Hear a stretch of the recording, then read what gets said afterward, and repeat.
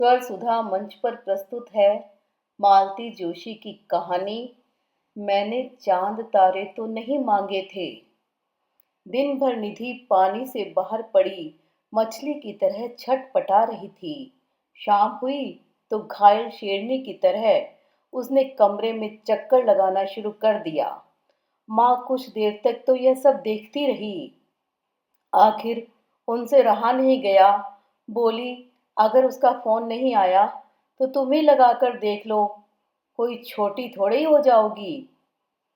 छोटे बड़े की बात नहीं है माँ, उसे शहर में आए 2 दिन हो गए हैं। कल शाम की वापसी है, पर अब तक उसे एक बार शक्ल दिखाने तक की फुर्सत नहीं मिली है। स्टेशन पर उतरते समय एक कॉल किया था बस, उसके बाद जनाब चुप लगाकर बैठ गए हैं। एक मैसेज तक नहीं भेजा। हो सकता है तबीयत ठीक न हो, तुम ही एक बार जाकर देख आती। नहीं माँ, वहाँ तो अब मैं नहीं जाऊंगी। क्यों? पिछली बार का अनुभव बड़ा खराब रहा। याद है उस बार समीर ने ही फोन करके एक किताब शिशिर को देने के लिए कहा था। मैं गई तो वातावरण इतना उखड़ा उखड़ा सा लगा, नहीं तो अंकल मुझसे दुनिया जहान की बातें करते थे। उस दिन नमस्ते का जवाब तक ठीक से नहीं दिया। आंटी हर बार कितना इसरार करती थी, मनहार करती थी, पर उस दिन पानी के लिए भी नहीं पूछा। शिशिर सामने पड़ गए तो मैंने किताब थमा दी। कहा कि तुम्हारे भाई साहब का ऑर्डर था, तो बस एक सूखा सा थैंक यू बोलकर चलता बना। रुचिरा तो कमरे से बाहर ही नहीं निकली। माँ सोच में पड़ गई। निधि, मुझे तो डर लग रहा है। कैसा डर? उन लोगों की नीयत में कुछ फर्क तो नहीं आ गया? माँ की बात से निधि और परेशान हो गई। इतनी देर तक गुस्से में उबल रही थी, अब उसे चिंता ने घेर लिया। माँ ठीक कहती है, कोई बात तो जरूर है, नहीं तो यह संभव ही नहीं था कि समीर यहाँ आता और उससे न मिलता। उनकी दोस्ती कोई आज की थोड़ी है। 4 साल तक दिल्ली आईआईटी में दोनों साथ पढ़े हैं। एक ही शहर के होने के कारण दोस्ती का रंग बहुत जल्दी गाढ़ा हो गया। भोपाल साथ ही आते जाते थे, छुट्टियों में भी करीब करीब साथ ही रहते थे। कभी समीर निधि के यहाँ खा लेता, कभी निधि उसके यहाँ पहुंच जाती। वैसे वैधानिक तौर पर अभी कुछ तय नहीं हुआ था, पर लगता था कि अनिच्छा से ही सही दोनों घरों ने इस रिश्ते को स्वीकार कर लिया था।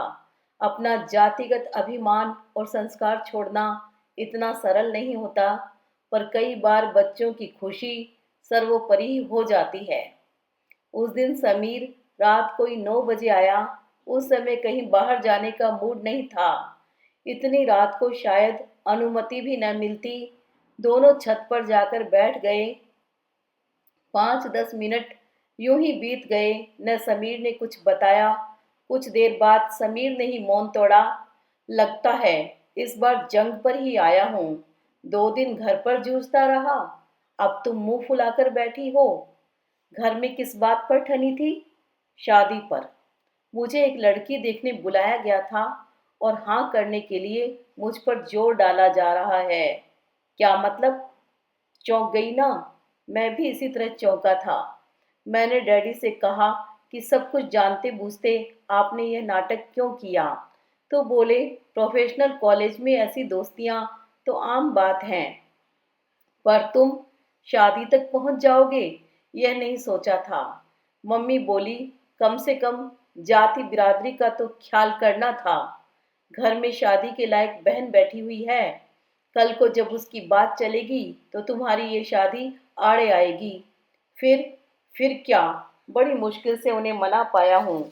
अब तुम लोगों की बारी है। मतलब अपने पापा से कहो कि एक बार मेरे घर हो आए। क्यों? ऐसे ही, इससे मम्मी डैडी का ईगो सेटिस्फाई हो जाएगा। अपने माँ बाप का ईगो सेटिस्फाई करने के लिए तुम मेरे माँ बाप को ह्यूमिलेट करना चाहते हो? इसमें ह्यूमिलेशन की क्या बात है? शादी अगर करनी है तो कुछ फॉर्मेलिटीज से गुजरना ही होगा। निधि फिर मुंह फुलाकर बैठ गई। समीर भी उठ खड़ा हुआ। चलते हुए समीर ने बड़े ही सहज भाव से निधि के पापा से कहा, अंकल, आप लोग एक बार मम्मी डैडी से मिल लेते। हाँ बेटे, मैं भी यही सोच रहा था। अब तुम ठीक से सेटल हो गए हो तो हम बड़ों को भी सीरियसली सोचना चाहिए। पापा ने इतनी आसानी से हाँ भर ली कि निधि को तो गुस्सा ही आ गया। माँ का तो हमेशा एक ही तकिया कलाम है, अपन लड़की वाले हैं, थोड़ा झुक कर ही चलना चाहिए। अब लड़की वाले हैं तो क्या आत्मसम्मान उठाकर ताक पर रख दें? पापा ने तो बड़ी आसानी से हामी भर ली थी, पर समीर के मम्मी डैडी ने अपना लड़के वाले होने का फर्ज पूरी तरह निभाया। 3 बार फोन करके समय मांगा गया, तब कहीं जाकर मिलने का समय दिया गया। वह भी इस तरह जैसे बहुत बड़ा एहसान कर रहे हों। निधि का तो मन हुआ कि माँ पापा को रोक ले, पर वे लोग क्या उसकी बात मानने वाले थे? उसका बस चलता तो खुद साथ चली जाती, ताकि समर प्रसंग में माँ पापा के साथ ढाल बनकर खड़ी रह सके। पर माँ ने साफ मना कर दिया।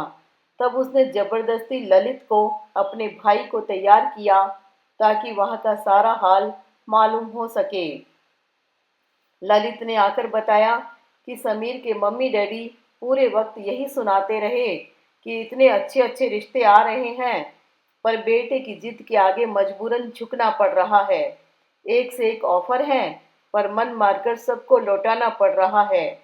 वे लोग चाहते थे कि पहले शिशिर की पढ़ाई न सही, रुचिरा की शादी ही हो जाती, पर अब आप लोग इसरार कर रहे हैं तो पहले यही काम निपटा देते हैं।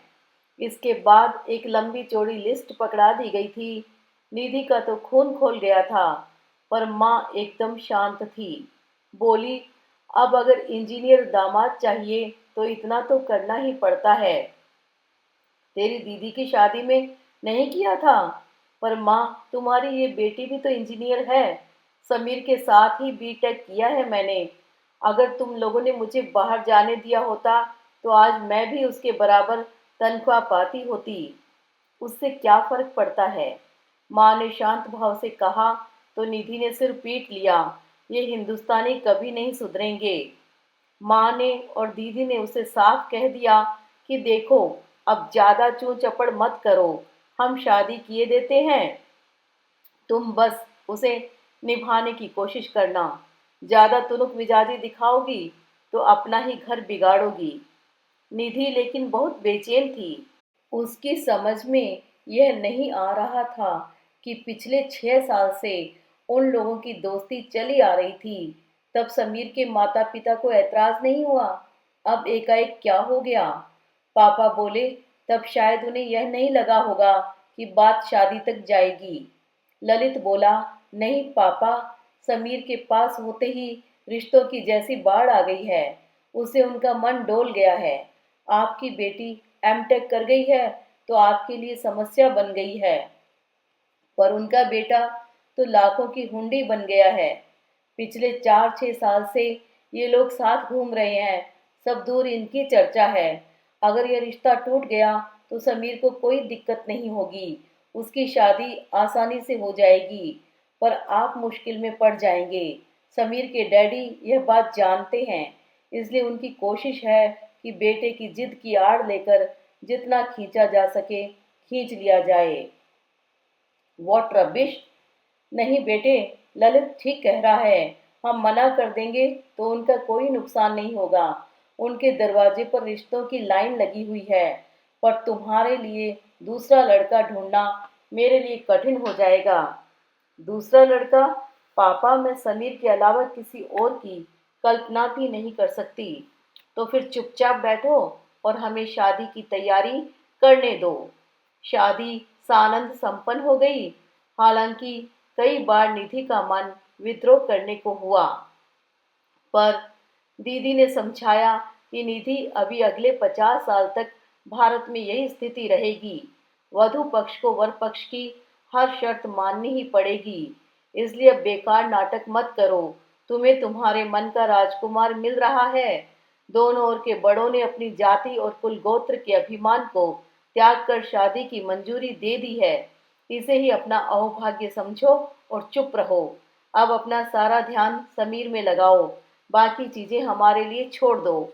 ससुराल में स्वागत भी ठीक ठाक ही हुआ, पर निधि को लगता रहा कि इस हार्दिकता के साथ एक असंतोष की अंतर्धारा भी है।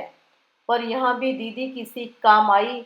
दीदी ने कहा था, निधि, आज तक कोई शादी ऐसी नहीं हुई जिसमें गिले शिकवे न हुए हों। ये सब तात्कालिक बातें हैं, वक्ती उन्माद हैं, कालांतर में लोग सब भूल जाते हैं। अब अगर किसी के मन में कोई खराश बाकी रहती भी है तो उसे तुम अपने व्यवहार से दूर कर देना। निधि तो नए वातावरण में बेहद नर्वस हो रही थी। रिश्ते बदलते ही जाने पहचाने लोग भी एकदम अनजान लग उठे थे। यह तो अच्छा रहा कि घर पर ज्यादा दिन रहना नहीं पड़ा। पहली फुर्सत में ही वे लोग मसूरी चले गए। मसूरी के वे 8 दिन किसी सपने की तरह रंगीन थे, दिलकश थे। दीदी ने ठीक ही कहा था, निधि, इस समय सारी बातें नज़रअंदाज कर दो, नहीं तो अपनी शादी का भी तुम एंजॉय नहीं कर सकोगी। इसलिए मसूरी वह एकदम तनाव रहित होकर आई थी। इसलिए वे इतने दिन खुशनुमा, रातें इतनी इंद्रधनुषी हो सकी। पर हर अच्छी चीज का अंत तो होता ही है। मसूरी की आखिरी शाम भी आ पहुंची। दोनों तन मन से तृप्त होकर लौट रहे थे, पर उस खुशी पर भी एक हल्की सी उदासी की परत थी। उसी उदास लहजे में समीर ने कहा, मैं अंकलेश्वर चला जाऊं तो तुम मम्मी के पास 2-4 दिन जरूर रह लेना, उन्हें अच्छा लगेगा। बाद में चाहे माँ के यहाँ चली जाना। तुम अंकलेश्वर नहीं जा रहे हो? क्या मतलब? हम जा रहे हैं समीर। मैंने 1 महीने की छुट्टी ले रखी है। मुझे लगा था कि तुम साथ चलने के लिए इसरार करोगे तो मैं तुम्हें ये प्लेजेंट सरप्राइज दूंगी। तुमने तो नहीं कहा, पर मैं तुम्हारे साथ चल रही हूँ। तुम तुम वहाँ चलकर क्या करोगी? वही जो दुनिया भर की औरतें करती हैं। तुम्हारी गृहस्थी देखूंगी, तुम्हारे घर को सजाऊंगी, संवारूंगी, कच्चा पक्का जो भी मुझे आता है तुम्हें बनाकर खिलाऊंगी। सुबह मुस्कुराकर तुम्हें विदा करूंगी, शाम को बन संवर कर तुम्हारी प्रतीक्षा करूंगी। ऐसी आंखें फाड़कर क्या देख रहे हो? मैं कोई पहेली बुझा रही हूँ क्या? मुझे तो इस समय तुम खुद ही पहेली नजर आ रही हो। मैं तो तुम्हें लेकर उन सब कामों की कल्पना भी नहीं कर सकता जो तुमने गिनाए हैं। तो तुमने क्या सोचा था? शादी मैंने सिर्फ मसूरी घूमने के लिए की है? महाशय, पिछले 6 महीनों से मैं माँ के पास ट्रेनिंग ले रही हूँ। तुम्हारी सारी फेवरेट डिशेस मैंने सीख ली हैं। एक रेसिपी बुक भी खरीदी है। अब तुम मेरे एक्सपेरिमेंट्स के लिए तैयार रहना। पुअर मी, समीर ने दयनीय चेहरा बना लिया। निधि ने उसकी नकल उतारते हुए मुंह चिढ़ा दिया। फिर गंभीर स्वर में बोली, समीर, औरत जब शादी करती है तो उसका मकसद सिर्फ दैहिक तृप्ति नहीं होता। वह एक घर चाहती है, अपना घर। उसके सारे सपने उसी घर से जुड़े होते हैं। मैं भी अपने उस घर को देखना चाहती हूँ। घर जो तुम्हारी सांसों से महक रहा हो, घर जो तुम्हारी उपस्थिति से प्राणवान हो गया हो। समीर विस्मय विमुग्ध सा उसे देखता रह गया। निधि डार्लिंग, आई नेवर न्यू। मुझे तो पता ही नहीं था कि तुम इतनी भावुक हो। निधि ने शर्माकर नजरें झुका ली। मुझे माफ करना स्वीट हार्ट, पर मैं तुम्हें ठोस यथार्थ से परिचित कराना चाहता हूँ। एक तो यह है कि मेरा जॉब 10 से 5 वाला नहीं है। ड्यूटी आवर्स बड़े ऑड हैं। दूसरे यह कि मेरा घर बहुत छोटा सा है। तुम्हारे सपने में फिट होगा कि नहीं, कह नहीं सकता। तीसरे यह कि मेरे पास कुछ सामान नहीं है। एक फ्राई पैन, एक आध पतीला, 2-4 गिलास और 2-3 कप प्लेट्स, बस इससे ज्यादा कुछ नहीं। नेवर माइंड माई बॉय, निधि ने उसकी गालों में प्यार से हाथ फेरते हुए कहा। मेरी माँ ने मुझे कुकर से लेकर मिक्सर तक सारा सामान दिया है। 3-3 डिनर सेट्स उपहार में आए हैं। शो पीसेस की तो कोई गिनती नहीं है। देखना 24 घंटे में तुम्हारे दड़बे की काया पलट कर दूंगी। चिंता मत करो।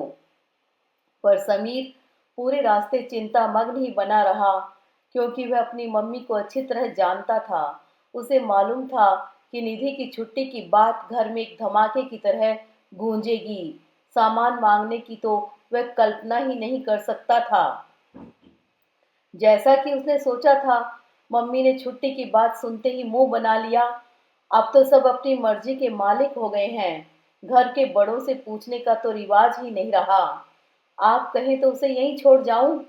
ना बाबा, दुनिया जहान वाले मुझे कोसेंगे कि नई ब्याहुली को रोक लिया, पति के साथ जाने नहीं दिया। उसने छुट्टी ले रखी है इसलिए। बाद में तो खैर उसे यहीं आपके पास ही रहना है, समीर ने मस्का लगाते हुए कहा। पर उसका श्रम व्यर्थ गया। मम्मी ने हाथ नचाते हुए कहा, ना बाबा, ऐसी कोई जबरदस्ती नहीं है। उसका मन करे तो यहाँ रहे, नहीं माँ के यहाँ भी जा सकती है। No problem. प्रॉब्लम तो थी ही। खाना बनाने के लिए 4 बर्तनों की दरकार थी, पर समीर की हिम्मत नहीं पड़ रही थी। तब निधि ने ही विनम्र शब्दों में अपनी मांग रखी। जैसा कि सोचा था, उनकी भौहें एकदम तन गई। बोली, और तुम्हारे पीछे उन चीजों की देखभाल कौन करेगा, कुछ सोचा है? मम्मी जी, औरतें जब तक पीहर भी तो जाती रहती हैं, उनके पीछे उनकी गृहस्थी की देखभाल का कुछ तो तरीका होगा। निधि का जवाब उन्हें अच्छा नहीं लगा था। यह साफ समझ में आ रहा था, पर वे मुंह से कुछ नहीं बोली। अपनी गृहस्थी से गिनती के बर्तन निकालकर उन्होंने उसके सामने रख दिए। निधि का मन एकदम बुझ सा गया। नई नई गृहस्थी का चाव आधा रह गया। फिर उसने डरते कहा, मम्मी जी, कुकर ले जाऊं? क्योंकि समीर को दाल भात तो रोज चाहिए। हाँ, ले जाओ भाई, तुम्हारे ही सामान है, पूछने की क्या जरूरत है। सब ले जाओ, यहाँ कुछ नहीं चाहिए। मेरे पास सब कुछ है, मैं किसी की मोहताज नहीं हूँ। जरा सी बात का इतना बतंगड़। निधि तो स्तब्ध रह गई, और मम्मी जी केवल कहकर ही चुप नहीं हुई। उन्होंने निधि का सारा सामान नौकरों के हाथों निधि के कमरे में भिजवा दिया। समीर पहले तो हक्का बक्का रह गया, फिर निधि पर ही बरस पड़ा कि आते ही ये तमाशा करने की क्या जरूरत थी। अंत में हुआ यह कि समीर ने एक भी चीज को हाथ नहीं लगाने दिया। वे लोग स्टेशन के लिए चले। उनके पास सिर्फ अपने सूटकेसेस थे। माँ पापा लेकिन ढेर सारा सामान लेकर आ गए थे। ये इतना सारा क्या ले आई हो? निधि ने पूछा। कुछ नहीं, थोड़ा सा अचार है, चटनियां हैं और मसाले हैं। थोड़े से दाल चावल भी रख दिए हैं। जाते ही बाजार कहाँ देखोगी? उसका मन हुआ कि कह दे, दाल चावल तो ले आई हो माँ, पर बनाऊंगी काहे में? बड़ी मुश्किल से अपने मन को रोका। माँ को परेशान करने में कोई तुक नहीं थी। पति के साथ जाने का उत्साह एक तरह से खत्म ही हो गया था। मन हो रहा था कि छुट्टी कैंसिल करके यहीं से माँ पापा के साथ घर चली जाए, पर उनके प्रश्नों का सामना करने की हिम्मत उसमें नहीं थी। वह समीर से बार बार कह रही थी कि नौकरी तो जिंदगी भर करनी है, पर ये दिन फिर लौट कर नहीं आएंगे। इसी मंत्र के बल पर वह गाड़ी में चढ़ सकी। उसने तय कर लिया था कि किसी प्रकार की हताशा को वह अपने ऊपर हावी नहीं होने देगी। खुशी के जो भी पल उसके हिस्से में आए हैं, उनका भरपूर आनंद लेगी। इस संकल्प ने उसे बहुत बल दिया। समीर ने सच ही कहा था, उसके पास कुछ भी सामान नहीं था। 2 दिन तक तो वे लोग बाहर ही खाते रहे। फिर सोच विचार कर जरूरत की चीजें खरीदी गई। घर को सजाना तो फिलहाल सपना ही था, और उसे रहने लायक तो बनाना ही था। इस मशक्कत में समीर ने चौथे दिन ही हाथ ऊंचे कर दिए। बोला, मैं तो मसूरी में ही बंकरप्ट हो गया था। यह सेकंड हनीमून तो और भी भारी पड़ रहा है। तो कोई जरूरी था कि हम मसूरी ही जाते? हम यहीं आ सकते थे। साथ रहने से ही तो मतलब था, कहीं भी रह लेते। तुम्हारा प्लान पहले से पता होता तो यही करते।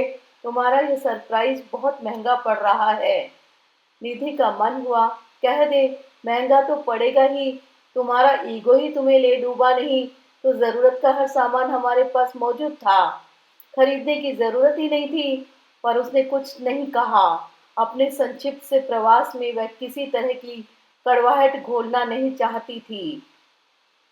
उसकी इच्छा थी कि यहाँ से केवल मीठी यादें उसके साथ जाएं। 1 महीना पलक झपकते बीत गया। निधि को यह जिंदगी खूब रास आ रही थी। इतना आराम तो जिंदगी में कभी नहीं मिला। होश संभाला तभी से पढ़ाई का भूत पीछे लग गया था। छुट्टियां भी कभी निरापद नहीं बीती। क्लासेस का दाना उस सिर पर सवार रहता था। कॉलेज में जाने के बाद तो सांस लेने की भी फुर्सत नहीं मिली। और अब नौकरी का सिर दर्द है। माँ बाप ने बाहर नहीं जाने दिया तो मनचाही नौकरी तो न मिली। जो मिली है उसमें वेतन कम और काम ज्यादा है। ऐसी फुर्सत भरी जिंदगी तो शायद फिर कभी नसीब ही नहीं होगी। इतना पढ़ लिख लिया है तो घर बैठना भी संभव नहीं है। घर वाले परेशान हो जाएंगे, उपदेश देने लगेंगे, शहर वाले ताने कसेंगे, आलोचना करेंगे। उसे उन औरतों पर रश्क होने लगा जो आराम से घर में बैठकर गृहस्थी करती हैं। और फिर विदा की वेला आ ही पहुंची। समीर की बाहों का तकिया बनाकर वह मुग्ध भाव से लेटी हुई थी। समीर भावुक स्वर में कह रहा था, कितनी जल्दी तुम मेरी आदत में शुमार हो गई हो। मेरी समझ में ही नहीं आ रहा कि इतने दिन मैं तुम्हारे बिना कैसे जी रहा था। और अब कल तुम चली जाओगी, यह सोचकर ही कलेजा मुंह को आ रहा है। तुम कहो तो न जाऊं। समीर सिर्फ हंस दिया, एक फीकी उदास हंसी। उसके वक्ष में मुंह छिपाकर निधि बोली, समीर मैं सच कह रही हूँ। अगर तुम कहते हो तो मैं नहीं जाऊंगी। तुम एक बार कह कर तो देखो। पर समीर ने कुछ नहीं कहा। उसकी बाहों का कसाव धीरे धीरे शिथिल होने लगा। वह आवेग, वह उष्मा पता नहीं कहाँ तिरोहित हो गए। वह कोहनी के बल उठकर बैठ गई। उसने समीर की आंखों में झांक कर देखा। उसके सपनों का प्रतिबिंब वहां नहीं था। उसका मन एकदम बुझ सा गया। क्या यही प्रेम है? क्या इसी व्यक्ति के लिए वह अपने माँ बाप, घर परिवार छोड़कर यहाँ चली आई है? कम से कम एक बार तो कहते कि निधि प्लीज मत जाओ, मैं तुम्हारे बिना जी नहीं सकूंगा। पर वे दो शब्द भी जैसे उसके लिए भारी पड़ गए थे। फिर उसे याद आया कि यहाँ आने का प्रस्ताव भी तो उसी का था। समीर ने तो कोई इच्छा नहीं जताई थी। उसके लिए शायद हनीमून के 8 दिन ही पर्याप्त थे। इसका कारण शायद यह है कि पुरुष के लिए शादी मात्र सेक्स का एक वैधानिक माध्यम होता है, जबकि औरत के लिए वह जिंदगी की परिभाषा है। शादी को अभी कुल जमा 1 महीना हुआ है। क्या अभी से उसका मोह भंग होने लगा है? इतना पढ़ लिख जाने के बावजूद क्या वह उन औरतों की जमात में शामिल हो गई है जिनका अपना कोई वजूद नहीं होता, मर्जी नहीं होती, चाहे जब जहां ठेल दी जाती हैं? उसका मन कैसा तो हो आया। नींद तो खैर अब हवाई हो गई थी। वह अब सीधे उठकर बैठ गई और बोली, समीर एक बात कहूँ? वापस जाना मुझे सचमुच अच्छा नहीं लग रहा है। क्या तुम मेरे लिए यहीं कोई जॉब नहीं ढूंढ सकते? समीर आश्चर्य में भरकर उसे देखता रह गया। कहीं तुम नौकरी छोड़कर तो नहीं आई हो न? तुम्हारे प्लेजेंट सरप्राइजेस से मुझे अब डर लगने लगा है। डर? यह शब्द उसे भीतर तक आहत कर गया। पर उसने अपना दर्द चुपचाप पी लिया और कहा, नौकरी अभी छोड़ी तो नहीं है, पर छोड़ने का इरादा है। ऐसी कोई प्रेस्टिजियस नौकरी है भी नहीं। वैसे तो यहाँ भी मिल सकती है। मिल तो सकती है, पर मैं तो खुद यहाँ से भागने की सोच रहा हूँ। तो चलो न, हम दोनों साथ भाग चलें। प्रोफेशनल हैं हम लोग। नौकरियों की तो हमारे लिए कोई कमी नहीं है। चेन्नई, मुंबई, बेंगलोर, पुणे, हैदराबाद, ये तो इंजीनियर्स के तीर्थ क्षेत्र बन चुके हैं। और फिर दोनों साथ होंगे तो हम अंडमान में भी मजे से रह लेंगे। नौकरी मिलना कठिन नहीं है, फिर भी ढूंढनी तो पड़ेगी। और ये काम एक दिन में तो होगा नहीं। तो ये काम मैं करती हूँ।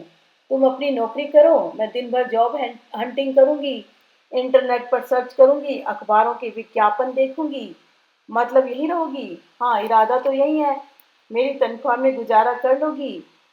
इस देश की आधे से ज्यादा औरतें पति की तनख्वाह में गुजारा करती हैं। तुमसे आधी तनख्वाह में पापा ने 3 बच्चे पाले हैं, 2 लड़कियों की शादियां की हैं। निधि, मुझे घर भी कुछ भेजना होता है।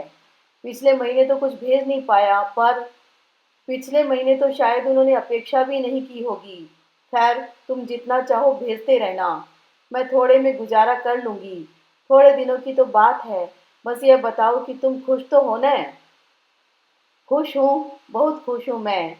पर निधि ने साफ देखा कि वह कतई खुश नहीं था, बल्कि टेंशन में लग रहा था।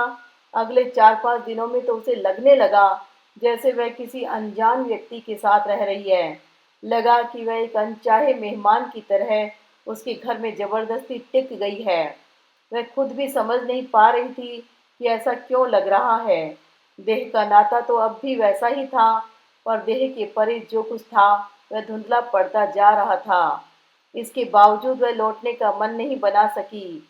शादी के बाद उसे माँ के घर रहना अच्छा नहीं लग रहा था। वह उन पर अब अपना बोझ नहीं डालना चाहती थी, और समीर के घर में रहने की उसकी हिम्मत नहीं थी। कहने को तो अब उसका घर वही था, पर घर की संज्ञा से वह कोसों दूर था। वह सिर्फ उसकी ससुराल थी। समीर के बिना वहां पांव देने की कल्पना मात्र से उसकी रूह कांपती थी।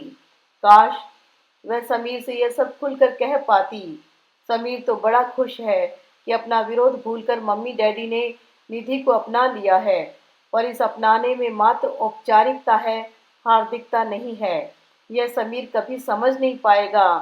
वह समीर को कैसे बताए कि उन सबके मन में एक फांस है जिसकी चुभन सिर्फ वही महसूस कर सकती है। रिश्ते बदलते ही जब जाने पहचाने लोग अजनबी बन जाते हैं तो मन में कैसी पीड़ा होती है, इस बात को समीर कभी नहीं जान पाएगा। समय को तो बीतना ही था, बीत गया, और दिवाली सामने आकर खड़ी हो गई। पहली दिवाली थी, घर जाना जरूरी था। निधि ने बड़े उत्साह से सारी तैयारी की, जो बन सकती थी। मिठाइयाँ बना ली, गुजरात का प्रसिद्ध नमकीन ढेर सारा बांध लिया, सबके लिए उपहार खरीदे। ललित के लिए भी एक टी शर्ट खरीदा गया, हालांकि लिस्ट में उसका नाम नहीं था। निधि को याद दिलाना पड़ा। ललित की याद दिलाना ही उसे इतना अपमानजनक लगा कि फिर दीदी के बच्चों का तो उसने नाम ही नहीं लिया। दिवाली ठीक ठाक निपट गई। निधि ने कोई कड़वाहट मन में नहीं आने दी, त्योहार का मजा फीका नहीं होने दिया। भाई दूज के दिन सुबह उसने सास से कहा, मम्मी जी आज मैं ललित का टीका करने जाऊंगी, तो रात वहीं रुक जाऊं? दीदी भी आ रही हैं। सास ने कहा, आज टीका करके लौट आना, कल समीर चला जाएगा, फिर जितनी मर्जी चाहे रह लेना। निधि ने समीर की ओर देखा। समीर ने गला साफ किया और डरते डरते कहा, निधि मेरे साथ जा रही है। निधि की समझ में नहीं आया कि समीर इतना सहमा हुआ सा क्यों है। फिर उसे याद आया कि उसके त्याग पत्र की बात घर पर बताई नहीं गई थी। वे लोग तो यही समझ रहे थे कि वह छुट्टी पर चल रही है, और सच कहते हुए समीर को डर लग रहा है। लेकिन नौकरी छोड़ क्यों दी? वह कहती है कि नौकरियां तो बहुत मिल जाएंगी, पर ये दिन फिर लौटकर नहीं आएंगे। निधि तो सन्न रह गई। पति पत्नी के बीच की अंतरंग बातचीत क्या इस तरह से सार्वजनिक की जाती है? कोई अपने माता पिता से इस तरह की बातें कहता होगा? संकोच के मारे उससे वहां खड़ा नहीं रहा गया। भीतर आकर वह डाइनिंग टेबल पर बैठ गई, जैसी कि अपेक्षा थी।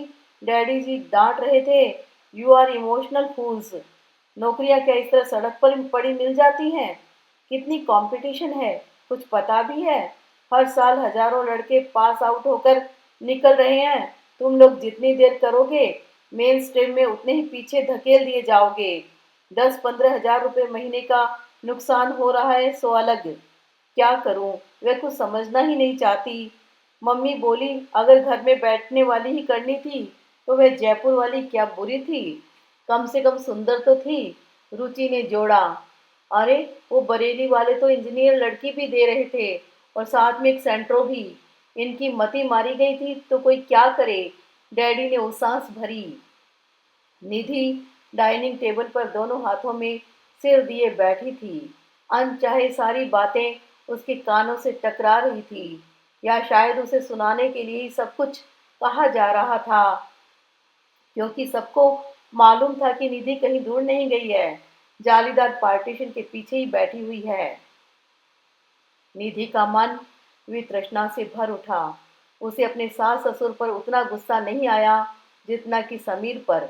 वे लोग तो जब तब अपनी भड़ास निकालते ही रहते थे, पर समीर को ये क्या हो गया? वह तो एकदम बच्चों की तरह पेश आ रहा है। अपना वश नहीं चला तो बड़ों से शिकायत लगा दी। लगा कि वह भी अपने मन का गुबार निकाल रहा है। जो कुछ वह कहना चाहता था और कह नहीं पा रहा था, वह सब अपने मम्मी डैडी से कहलवा रहा है। शोभ ने पहले तो उसके मस्तिष्क को सुन्न कर दिया, फिर उसमें एक नई योजना आकार लेने लगी। दोपहर में जब थोड़ा एकांत मिला, तो उसने विनम्र स्वर में सास से कहा, मम्मी जी, सुबह डैडी जी के सामने मैं बोल नहीं पाई थी। मैं ज्वाइन नहीं कर रही हूँ, इसलिए कि कुछ दिनों बाद तो छोड़नी ही थी। क्यों? उन्होंने पूछा तो एक सलज मुस्कान के साथ निधि ने सिर झुका लिया। कुछ है क्या? उन्होंने प्रश्न किया तो निधि ने स्वीकारोक्ति में सिर हिला दिया। इतनी जल्दी? इतनी जल्दी मतलब? निधि ने प्रति प्रश्न किया तो वे सच पका गई। मेरा मतलब यह था कि अभी तो तुम लोग खुद ही बच्चे हो। अभी तुम्हारी उम्र ही क्या है? अभी से ये जिम्मेदारी गले पड़ जाएगी तो ठीक से घूमना फिरना भी नहीं हो पाएगा, कुछ एंजॉय नहीं कर पाओगे। घूमने फिरने का बजट तो मम्मी जी हमारे पास है ही कहाँ। सोचा इसी बहाने थोड़ा साथ रह लेंगे, बाद में नौकरी तो करनी ही है। कितने महीने हुए हैं? 2। तो अभी तो ज़्यादा देर नहीं हुई है। फ्री होना चाहती हो तो बोलो। नर्सिंग होम पास ही है, डॉक्टर भी पहचान की है। सास के स्वर में अनुनय था, अपेक्षा थी। मम्मी जी, मेरी डॉक्टर कहती है पहली प्रेगनेंसी टर्मिनेट नहीं करनी चाहिए, बाद में प्रॉब्लम होती है। सास का मुंह लटक गया। उन्होंने फिर भी पूछ लिया, बच्चे को संभालेगा कौन? वह तो मम्मी जी जब भी होगा, कुछ न कुछ इंतजाम तो करना ही होगा। सास निरुत्तर हो गई, पर पहली फुर्सत में यह सूचना उन्होंने पतिदेव तक पहुंचा दी। वे बोले, पढ़े लिखे मूर्ख ऐसे ही तो होते हैं। They don't know the basic things of life. इस बार लौटते हुए पहले वाली उमंग का शतांश भी शेष नहीं था। दोनों के मन बुझे हुए थे और दोनों एक दूसरे से रुष्ट थे। पूरी यात्रा में दोनों अपने आप में खोए हुए सामने वाले को नजरअंदाज करते रहे। निधि के मन में सारा परिदृश्य बार बार घूम रहा था। खास तौर पर उसे कल की शाम याद आ रही थी। ललित का टीका करने के बाद दीदी उसे एक और ले गई थी और उसकी प्रगति के बारे में पूछा था। जब उसने ऐसी किसी संभावना से इनकार कर दिया, तो वे उपदेश देने लगी कि ज़्यादा प्लानिंग मत करना। एक अभी हो जाने दो, दूसरा जब मर्जी हो आने देना, नहीं तो बाद में मुश्किल होती है। दोनों बहनों को खुसर फुसर करते देखा तो माँ पता नहीं क्या समझी और शुरू हो गई, अब जरा नीचे ऊपर देखकर चला करो, ये बंदरों की तरह उछल कूद बंद करो। फिर यह कि अमुक चीज खाना, अमुक मत खाना, सही सेजा को बाहर मत निकलना, वजन मत उठाना। दोनों बहनों का हंसते हंसते बुरा हाल हो गया। दीदी बोली, माँ तुम्हें तो हर बात की जल्दी पड़ी रहती है। जब जरूरत होगी तो अपनी ये आचार संहिता टाइप करके भिजवा देना, वह फ्रेम करके रख लेगी।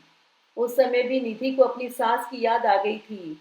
अब भी वह यही सोच रही थी कि एक ही बात की प्रतिक्रिया दोनों घरों में इतनी अलग क्यों है, जबकि टेंशन माँ को होना चाहिए, क्योंकि इस खबर का मतलब है एक और खर्च।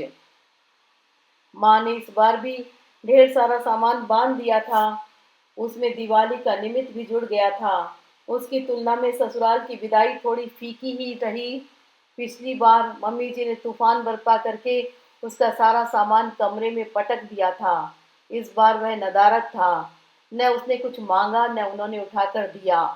पहली बार तो मन में एक कसक रह गई थी, पर इस बार तो उसे कुछ भी महसूस नहीं हुआ, क्योंकि गृहस्थी का जो उल्लास तब मन में था वह खत्म हो गया था।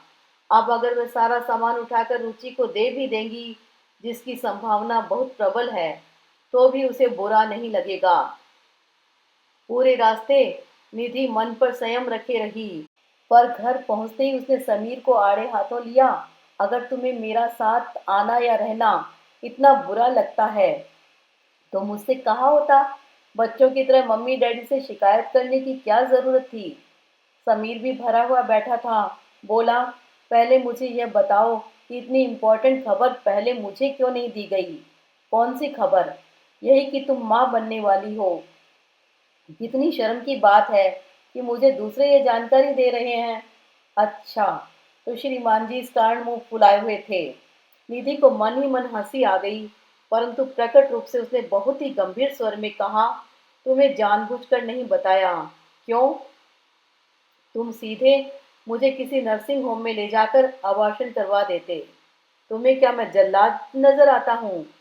तुम्हारी माँ तो पिछली पीढ़ी की है, वे भी पोते की खबर सुनकर पुलकित नहीं हुई, तो तुमसे क्या आशा की जा सकती थी? समीर एकदम गंभीर हो गया। बोला, मम्मी को टेंशन आना स्वाभाविक है। अभी शिशिर की पढ़ाई बाकी है, रुचि की शादी होनी है। मम्मी सोच रही होंगी कि मेरी अपनी जिम्मेदारियां बढ़ जाएंगी, तो मैं उन लोगों को सपोर्ट कैसे कर पाऊंगा। और फिलहाल तो तुम भी आउट ऑफ जॉब हो। समीर, मान लो तुम्हारी किसी ऐसी लड़की से शादी होती जो इतनी क्वालिफाइड नहीं होती, तब भी तो घर चलता। तब बात और होती। मतलब? हर प्रश्न के साथ ही निधि को उत्तर भी याद आ गया। हाँ, तुम ठीक कह रहे हो, तब बात और होती। आने वाली अपने साथ 4-5 लाख कैश लाती। तुम मुझे अंडर एस्टिमेट कर रही हो। आईआईटी वालों का रेट 10 से ऊपर शुरू होता है। सॉरी यार, इसका मतलब है मेरे चक्कर में तुम्हारा बहुत नुकसान हो गया। एक औसत रूप रंग वाली लड़की से शादी करने का सौदा तो बड़े घाटे का रहा। न खुदा ही मिला, न बिसाले सनम। न रूप ही मिला, न रुपया मिला। Sameer, I am very very sorry. Nidhi ने सोचा था कि समीर उसे बाहों में भरकर कहेगा, निधि मैं तो मजाक कर रहा था, तुम्हारे सिवा मैं किसी दूसरी लड़की की कल्पना भी नहीं कर सकता। पर समीर ने ऐसा कुछ भी नहीं कहा। वह चुपचाप फ्रेश होने चला गया। निधि को थोड़ी निराशा तो हुई, पर आश्चर्य नहीं हुआ। समीर के इस बदलाव को वह बहुत पहले से महसूस कर रही थी। उसे एहसास हो गया था कि समीर भावनात्मक रूप से उसे छिटक गया है, या कि कभी उस तरह से जुड़ा ही नहीं था। दोनों एक सुखद भ्रम में जी रहे थे। ए मैन, कॉन्ग्रेचुलेट मी। समीर काम से लौटा ही था कि निधि ने इस शब्दों के साथ दरवाजे में ही उसका स्वागत किया। खुशी जैसे उसकी आंखों से छलकी पड़ रही थी। उल्लास से चेहरा दमक रहा था। एक अरसे बाद निधि इतनी प्रफुल्लित नजर आ रही थी, नहीं तो आजकल काफी चुप चुप रहने लगी थी। समीर, मुझे बधाई दो न। किस बात की? पहले पता तो चले। उत्तर में निधि ने एक लिफाफा उसके हाथ में पकड़ा दिया। समीर ने लिफाफा उलट पलट कर देखा, फिर खोलकर पढ़ा, ए कॉल लेटर फ्रॉम सिंगापुर। वाह! अरे ये गोरखधंधा तुम कब से करने लगी? तुम्हारे पीछे घर में बैठे बैठे और करती क्या हो? तुम सोच नहीं सकते मैंने कितनी जगह अप्लाई किया है। I have lost the count. बहुत जगह से ऑफर्स भी आ गए हैं, बट दिस इज सुपर्ब, है ना? सुपर्ब तो है, पर दूर कितना है? आजकल दूरियां क्या मायने रखती है समीर? जितनी देर में हम भोपाल से यहाँ पहुँचते हैं, उतनी ही देर में मैं सिंगापुर से यहाँ पहुँच सकती हूँ। By air of course, and they are giving me 90,000 per month. Just imagine, 90,000 रुपये हर महीना। मैं तो विश्वास ही नहीं कर पा रही हूँ। ए, तुम जेलस तो नहीं हो रहे हो ना? जेलस क्यों होगा भला? बल्कि मैं तो बहुत खुश हूँ, तुमसे भी ज्यादा खुश हूँ, समीर ने कहा। हालांकि उसका स्वर उसके शब्दों की गवाही नहीं दे रहा था, पर निधि अपने में इतनी मग्न थी कि उसने इस बात पर ध्यान ही नहीं दिया। बोली, हाँ, अब तुम्हें खुश ही रहना है। तुम्हारी सारी चिंताएं अब दूर हो जाएंगी। शिशिर की पढ़ाई भी होगी, रुचि की शादी भी होगी। अगर ललित का कहीं हो जाता है तो मैं उसकी भी थोड़ी सी मदद कर दूंगी। दोनों बहनों की शादी के बाद पापा का हाथ थोड़ा तंग हो गया है। समीर ने देखा, एक मनपसंद कॉल लेटर आते ही निधि का आत्मविश्वास जैसे आकाश छू रहा है। इसी चेहरे पर रोज कैसी मुर्दनी छाई रहती थी, और समीर उसे कुछ और ही संज्ञा दे रहा था। उसे एकदम स्मरण हो आया, और हमारा बच्चा, निधि उसका क्या होगा? समीर के स्वर में हल्का सा कंपन था। हमारा बच्चा? वह तो बेचारा अपने स्वागत का सरंजाम देखकर उल्टे पैरों लौट गया है। मतलब? फिकर नॉट यार, रुचि की शादी हो जाने दो। शिशिर की पढ़ाई हो जाने दो। मैं तो कहती हूँ उसकी भी शादी हो जाने दो, तब हम बच्चे के बारे में सोचेंगे। नो हरी, अभी बहुत जिंदगी पड़ी है। ओके। तुम मुझे ताना दे रही हो?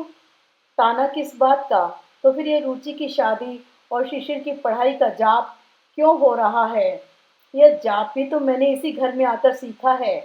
पर समीर, इसके लिए मैं तुम्हारे मम्मी डैडी को कोई दोष नहीं देती। मुझे उनसे कोई शिकायत नहीं है। उनकी कुछ अपेक्षाएं रही होंगी, उनकी कुछ समस्याएं होंगी, पर जब तुमने भी मुझे सिर्फ रुपए कमाने की मशीन समझ लिया तब बहुत पीड़ा हुई। What do you mean? I mean what I see. तुम अभी मुझसे पूछ रहे थे ना कि मैंने गोरखधंधा कब शुरू किया। समीर, मुझे जिस दिन यह एहसास हुआ कि मेरा घर बैठना तुम्हें नागवार गुजर रहा है, तुम्हारे मन पर बोझ बनता जा रहा है, मैंने उसी दिन से नौकरी की तलाश शुरू कर दी थी। इस बार भोपाल प्रवास पर मैंने जो देखा, सुना और महसूस किया, उसके बाद तो यहाँ लौटने की इच्छा ही नहीं थी, पर मुझे मजबूरन आना पड़ा क्योंकि मैंने सारे पत्र इसी पते पर मंगवाए थे। पर यह मैंने अभी तय कर लिया कि मैं नौकरी करने बहुत दूर जाऊंगी। अगर मुझे इससे अच्छा अवसर मिला तो मैं यूएसए या ऑस्ट्रेलिया भी जाने के लिए तैयार हूँ। दूरियां अब मेरे लिए कोई मतलब नहीं रखती।